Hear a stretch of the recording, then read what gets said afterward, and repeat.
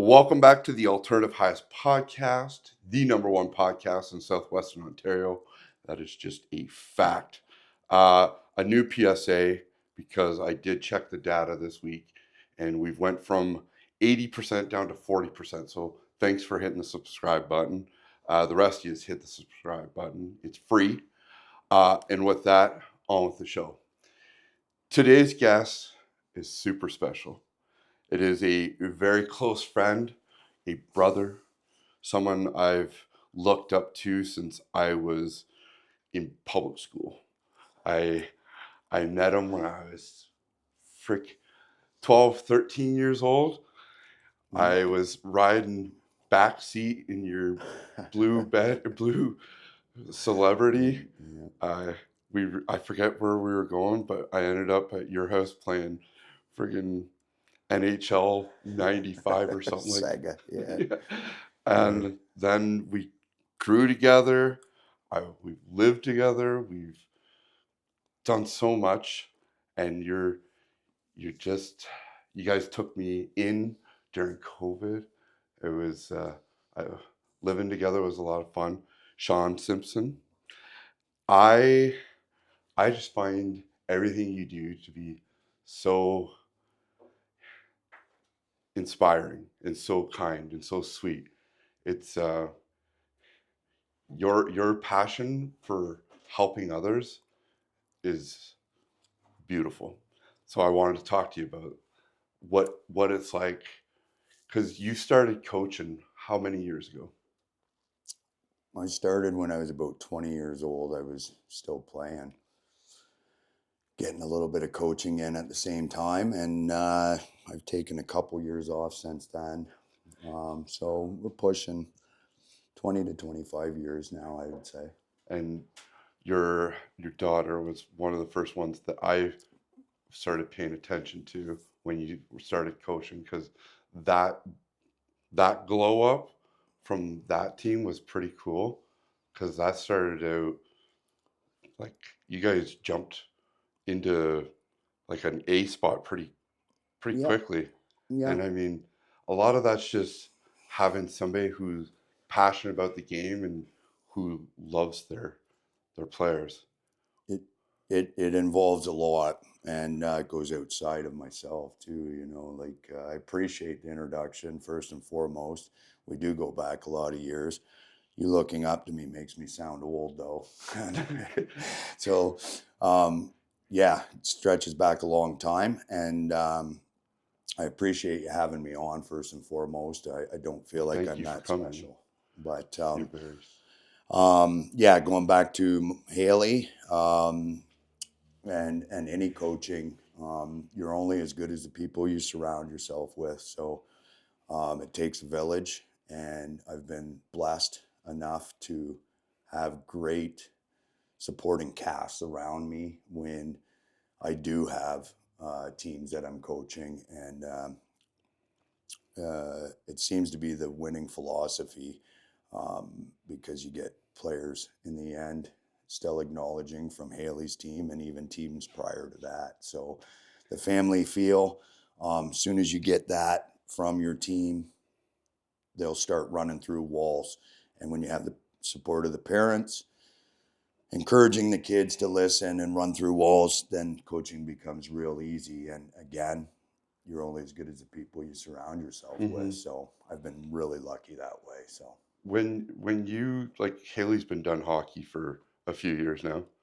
So you've done more coaching of kids that you know, non-parent, yeah. non-parent. Yep. What how how do you bring yourself to get so committed to that? Because nobody understands quite how committed you are. You are you are stat driven. You are watching. You're paying attention.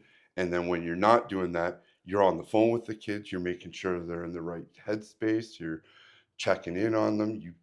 There's more than just a coach. You're like a family member. You're taking It, care of them. I appreciate that, and as a coach, most will say that they demand commitment, and if you're demanding it, you need to be giving it too. As a coach, you are a mentor and you are a leader, and they look up to you. So it makes it pretty easy. I want the kids to have the best opportunities to succeed. And that's why we all put our time, money, and effort into it, is for the kids. Without the kids, we don't have a coach, we don't have a parent, we don't have a game. So at the end of the day, we all need to be on the same page. We Mm-hmm. all need to be fully committed to making the kids better. And again, it stems back to surrounding yourself. You go through a process of, I've always coached travel teams or rep teams. You go through the selection stages, taking into account what kind of kid, person you're involving in your team and surrounding yourself with. Mm-hmm. And then from there, you form the trust. Trust that they'll be at every practice they can be. They'll be, putting in the extra at home. Mm-hmm. They're going to be a good kid, receptive to challenges throughout the year. And that stems into parenting. And, I feel like I have a little bit of a advantage, being I've been on the player side, the parent side, and the coaching side now for several years. And one thing always shows face, and it's the commitment to the family feel. Because as soon as you're willing to work for your brother or your sister, you come to work to work. And if you can keep that environment fun, the parents appreciate it, the kids appreciate it, and then you're successful. That makes a lot of sense. I got a couple things I'm going to circle around to, but you've been coaching this many years. You coached junior last year, and this year you're with the kids, the younger kids. U12. Yeah. What? That seems like that would be a lot of fun. It's fun. Coaching's fun, and it doesn't matter what. I was gonna say, does it have a does it like obviously the speed of the game, the hardness of the game is different. Yep. But what do you enjoy more? I wouldn't say the enjoyment is just a little bit different, but it's the same idea. It's family. You want to go to the rink because that's your family. You want to be there, spend time, get better as a family. Structure wise, it's just a little advancements at the junior level. We're teaching the kids at U12, which are all 11-year-olds, this year, some of the same things that I was teaching in junior, where they're 16 to 21.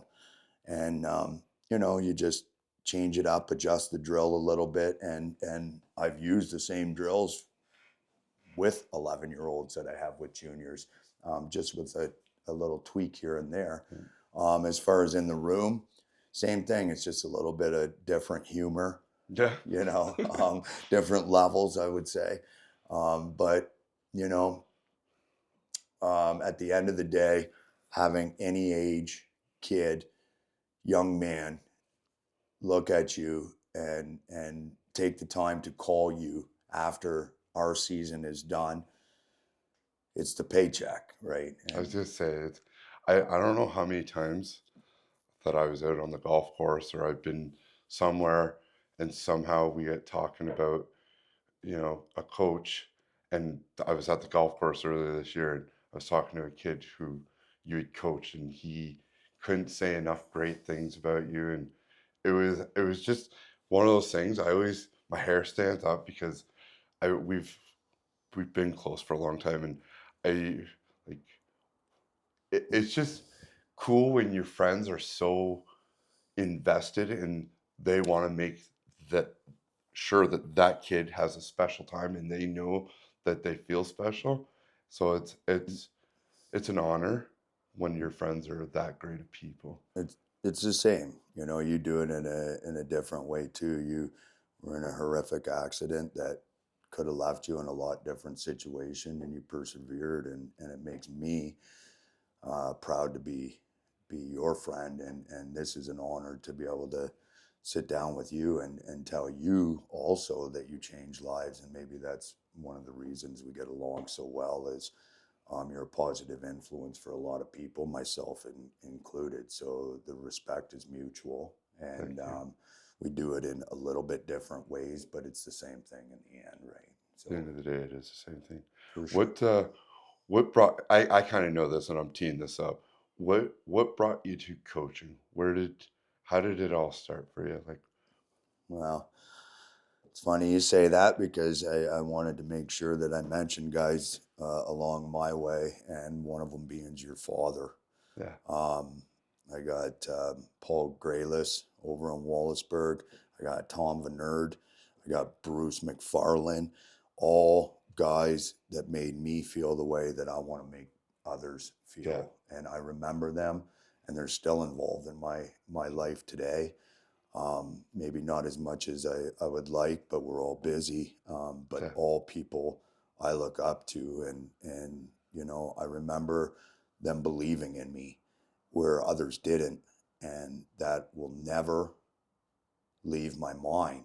And for that, I owe a lot of this to guys like your father, who left a positive print in my mind about coaching and how that can make a kid feel. yeah. And I told Dad. I told him I was doing this today, and he was pretty excited. he's a He good loves man, it. Yeah, and I love him too, and I owe him a lot for what he's done for me when I grew up, and just believing in me. And again, I'm 47 in a few weeks here, um, but I won't forget it till the day I die, and yeah. that's the dead honest truth. I So. like that. It's and like Andrea's sitting back here, and sh how cool is it to watch it? Like, it's Awesome. yeah, Yeah. because like Very proud. it is cool. Like we all sit there and like that's does, has she missed very much? It's She usually shotgun she rider. she's she's pretty good. I'm lucky to have that. Um, you know, she's there for a lot of it, but at the same time, we got to keep things going at the house. So she's left with a lot of that while I'm out on the road. And believe it or not, the U12s are as demanding for ice than junior was. I was gonna say they probably get more ice dedicated to them, wouldn't they? More traveling Yeah, too, right? From the junior loop. Um, Overnight tournaments such yeah, so yeah, it's as demanding, and when you're all in, it's just a different level of like not commitment level, so to speak, but different commitments still to fulfill to make sure you're doing your job. So stats are still being kept, you know, and videos being watched with the live barn now. You can tune in and watch games. So that's seen you being got done. away on vacation there. Yeah, Yeah, yeah. Snuck away as the assistant coach this year. First thing we did before I resigned in Blenheim was book a trip for Andrea and Haley and myself, as they'd been asking for a lot of yeah, years. man. And I've never even heard of you taking yeah, time. through the summer, I dig it through the summer. Yeah, So I'm not that hard done by, but yeah, we got one into us this year. Now she's playoff time, so it won't be going too far. what do you just play it by season? Do you got plans of what you wanna do, or do you? No, last year kind of left me up, and as I resigned, I have a few friends that have kids on. You would know them, Diakta, Sherman, Waddick. All Mhm, those guys have kids on this U12 team that I'm yeah, with now. So they were actually the bridge in bringing me that way. As soon as I resigned, they've been asking for years, and then they're like, mhm, okay, here's your chance, and they actually set me up with the head coach Travis Winkworth, and it's been a great match. yeah, His commitment and passion, it's not to be outdone by mine. We do each our own thing, but it was a good fit because what we had in Blenheim is still continuing. They're doing great I was this gonna year. It's a say family. they continue, but Yep. like it was noticeably different when you came in. Yeah, and it started, I think, a good thing. Maybe it had started different opinions, maybe. But Grant Spence out there now doing a great job. We communicate frequent enough. We actually have the U12s going out to a Blades game in January over the holidays, get That's a awesome. tour of the room, and the guys out there set me up. We talk frequently. Still family out there. Just moved on and giving them a new opportunity with another great head coach Okay. that cares about them and gives them more insight and makes them even better. Move on to the young kids and tie them in and use the old guys to kind of make them feel Mentor them a special. little bit, yeah. Mentor, yeah. I So imagine that's cool. Getting to walk. The coolest thing when you're younger, you get to see that junior room or any sort of room where you got your own spot. yeah, It's just exciting. And cool. probably puts a little fire under your tail. It definitely gives them some incentive, the ones that are passionate about it Yeah. too, right? So it's a great opportunity the Blades have given us there for January 4th, and yeah, we thank them for that too. That's really And cool. the kids should have, yeah, they're pretty fun, pretty pumped, expecting some fun. We were excited when we told them. So Yeah, I've heard that we tried to get you over in Windsor earlier this year. yeah, yeah, Dad called me there. We were actually on vacation in Punta Cana when he reached out to me. So I even said I would try and help, but I couldn't do too much. And it ended up that I think they found somebody, Did they? obviously. Yeah, So, I was getting up there and my mom, she's all Shawn Simpson. She's yeah, always like, well, Shawn can turn this around, Shawn. But man, I yeah, really appreciate you coming in today. yeah, buddy. I'm gonna send this. This was a beautiful conversation. I love you. I know you got places to be. So thank you for coming. Love you too, brother. Appreciate it. Yeah. Thanks for Thank having me you. in, my man. Yeah. Thank you. Gutty. Good? Oh man.